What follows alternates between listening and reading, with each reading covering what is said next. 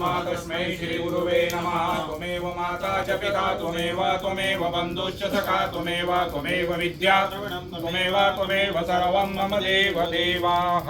भगवती राजराजेश्वरी नमः। पीताम्बराय नमः। बगलामुखी का हवन कैसे करते हैं, है ना?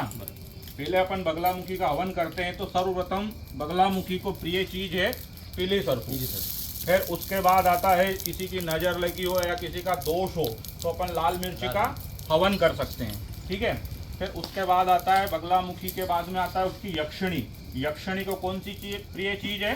खारक, है ना? तो अपन खारक से आहुति प्रदान कर सकते हैं। फिर आता है भैरव जी, जो भैरव रहते हैं तो भैरव को मिष्टान उपरांत जैसे मिष्टान के लिए अपन मिश्री का भी हवन कर सकते हैं। और ये जो लक्ष्मी, जो अघोर लक्ष्मी की प्राप्ति के लिए, है ना, कमल गट्टे से अपन हवन कर सकते हैं। फिर उसके बाद आता है गूगल। भगवान काल भैरव, कुल भैरव, रुद्र भैरव, जो विक्रांत भैरव है, काल भैरव है, अगर उनका हवन करना है अपने को तो अपने को गूगल से हवन करना चाहिए।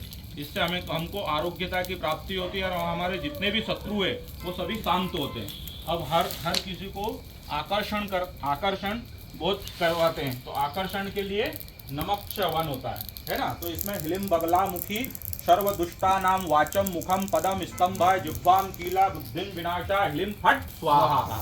ये नॉर्मल मंत्र है।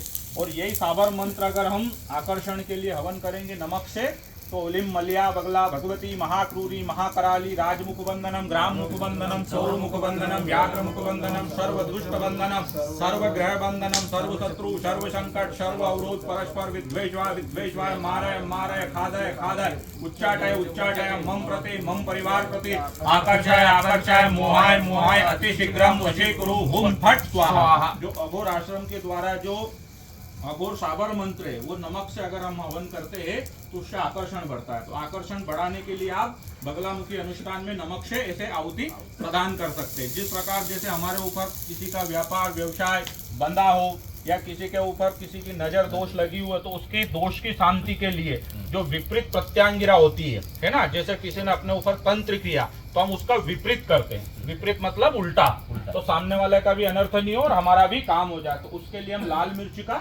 हवन करते, तो इससे विपरीत प्रत्यांगिरा प्रसन्न होते। तो विपरीत प्रत्यांगिरा को प्रसन्न करने के लिए लाल मिर्च का प्रयोग करते। जैसे ओम नहार सिंह वीर नरवाल का राजा पूरन का कोटवाल दाए पैर से मारे ठोकर तीन टूक हो जाए गांठ बांध गढ़वाड़ा बांध कच्चा पक्का 3600 कोम के पवन को बांध इसी वक्त इसी घड़ी हाजिर हो मेरे पिंड प्राण की रक्षा कर नरसिम्हाय ह्लीं फट स्वाहा।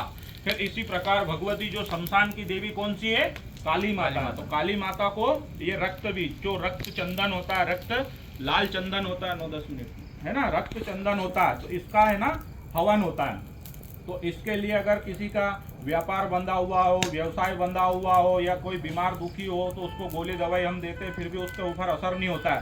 तो महाकाली का अनुष्ठान करने के लिए जो रक्त चंदन होता है, लाल चंदन के बूरे से हवन होता है, तो उससे सामने वाले को सुख शांति होती है और जो भी उसकी मनोकामना होती है वो पूर्ण होती है। ओम अहो गुरु जी हम भवरंगी गुरु हमारे स्वर्गंगी भूमंडल में उनकी फेरी काली नागिन भी उनकी चेली उस पे जोगी छाया जोगी छा के अलग रचाया मरे मशाना हमरा भाषा हमने छोड़ी कुल की आशा गादी भेंट गुरु ने आदेश दीना नाथ को प्रणाम नाथ जी को आदेश विक्रांत भैरव को आदेश काल भैरव को आदेश हुम फट स्वाहा। फिर आता है 10 महाविद्या, है ना? तो 10 महाविद्या में भगवती राजराजेश्वरी जो अष्टम महाविद्या है वो कौन सी है? भगवती बगलामुखी। बगलामुखी को लोंग देना भैया, लोंग से हवन करने से सभी शत्रु शांत होते हैं। तो शांत के लिए ये लोंग से हवन किया जाता है ना। ओम ऐं ह्रीं क्लीं चामुंडाय विच्चे ग्लौं होम क्लों ज्वाला ज्वल ज्वल प्रज्वल ओम ऐं ह्रीं क्लीं चामुंडाय विच्चे ज्वल हम शम लम शम फट स्वाहा।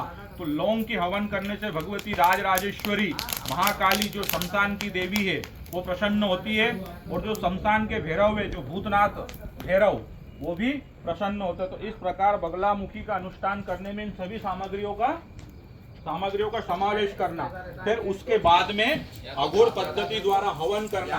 अघोर पद्धति से हवन करने के बाद जो भी यजमान संकल्प लेके अगर ये बगलामुखी अनुष्ठान करता है तो उसकी मनोकामनाएं पूर्ण होती है।